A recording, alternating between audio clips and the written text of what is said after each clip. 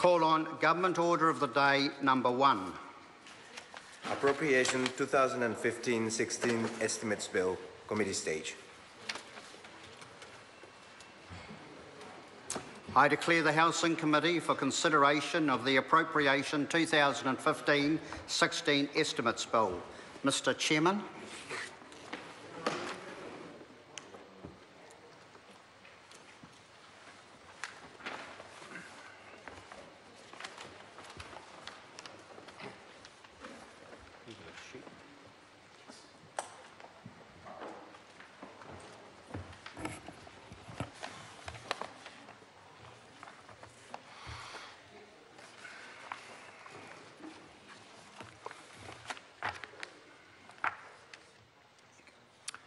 The Housing Committee for consideration of the Appropriations 2015 and 16 Estimates Bill. The standing orders provide for 11 hours of debate on the estimates. The Business Committee has determined that the estimates debate be divided into 10 separate debates covering the sectors set out in the Estimates Appropriations 2015 and 16. Each debate will be led by a call from the chairperson of the Select Committee, nominated by the Government as the major committee reporting on the sector. The Labour Party will have 2 calls, the Green Party will have 1 call, New Zealand First will have 1 call, and the Minister and the Chair will have 3 calls in response. All calls are 5 minutes in length. Members may take unused allocated calls later in the estimates debate. In addition, there are 52 5-minute supplementary calls that have been allocated to parties, and that may be taken as parties see fit during the 10 sector debates. At the end of each debate, the question will be put that the votes in each sector stand part of the schedules. The time taken on each question is in the hands of members, depending on parties' use of their allocation of supplementary calls. However, this debate expires after 11 hours. The estimates debate should be relevant to the Government's current spending plans as contained in the estimates appropriations. All of the votes are available for debate. The compendium of the reports of select committees on the votes is available on the table.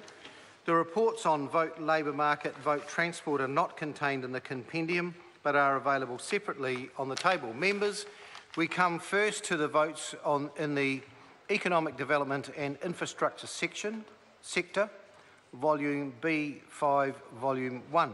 The question is that vote Business, Science and Innovation, vote Canterbury Earthquake Recovery, vote labour market and vote transport stand part of the schedules. I call Jonathan Young. Thank you, Mr. Chair.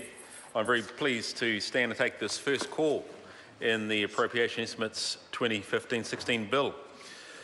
Sir, looking at this sector, economic development and infrastructure sector, it's very important for us to understand and appreciate, sir, that life, development, growth, economic opportunity in New Zealand relies upon many systems.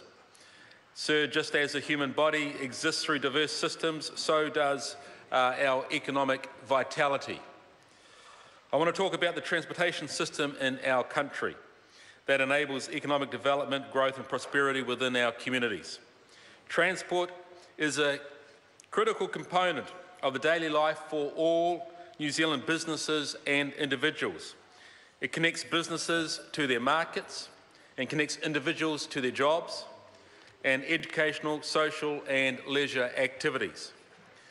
New Zealand has a vibrant transport sector which comprises of around 5% of total employment and 5% of gross domestic product.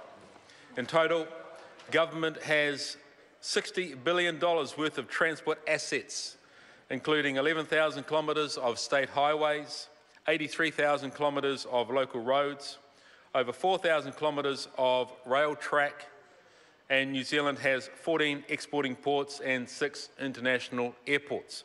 Sir, if we are going to be a country that engages in the international and the global economy, all of these vital transport links are important to us.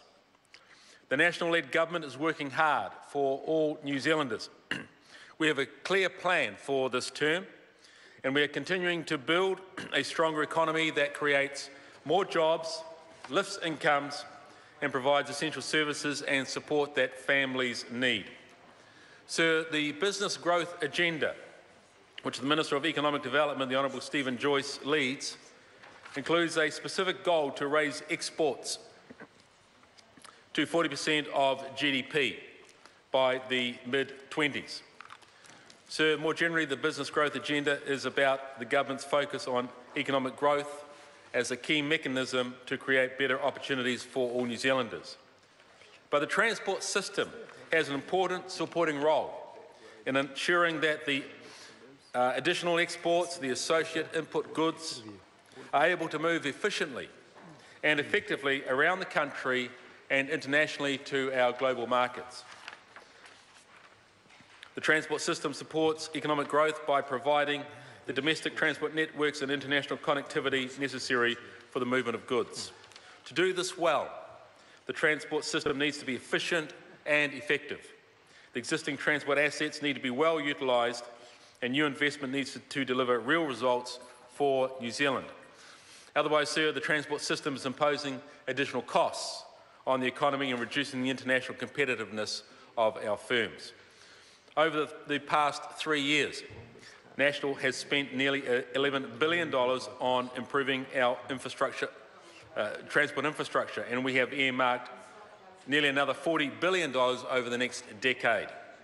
The appropriation sought in 2015-16 for vote transport increased by 10.3% to $4.27 billion from estimated actual spending in 2014-15 of 3.87. Most of the vote, sir, some 91%, provides funding for roading, with 6% for rail, 3% for the Ministry of Transport, the Transport Crown entities, Met Service and Super Gold Card transport concessions. Sir, the elephant in the room is always Auckland. At the estimates hearing, the Minister said to us that in Auckland, central government subsidises each bus fare by $2 to $3 and each rail fare by $7 to $8. Sir, the government has spent $1.6 billion on rail infrastructure improvements in Auckland, $500 million of that in the form of a loan. Sir, roads of national significance are like the backbone of our transport infrastructure. Believe it or not, sir, we are not jealous in Taranaki about Auckland's new roads. We've got a fantastic bridge and infrastructure being put in place north of our city. Why? Because, sir, we accept that funding motorway expansions in Waikato and Auckland is helping businesses in Taranaki. Because those northern roads are as much a part of the journey to market as is the road out of New Plymouth. We depend on those northern roads for access. And arguably, sir, as all the regional state highways feed into our big export ports, the roads where this freight load converges are indeed roads of national significance. Every hour less that a truck and driver sits in a gridlocked Auckland motorway. I call David Clark. Thank you, Mr. Chair. I get up to speak particularly about the economic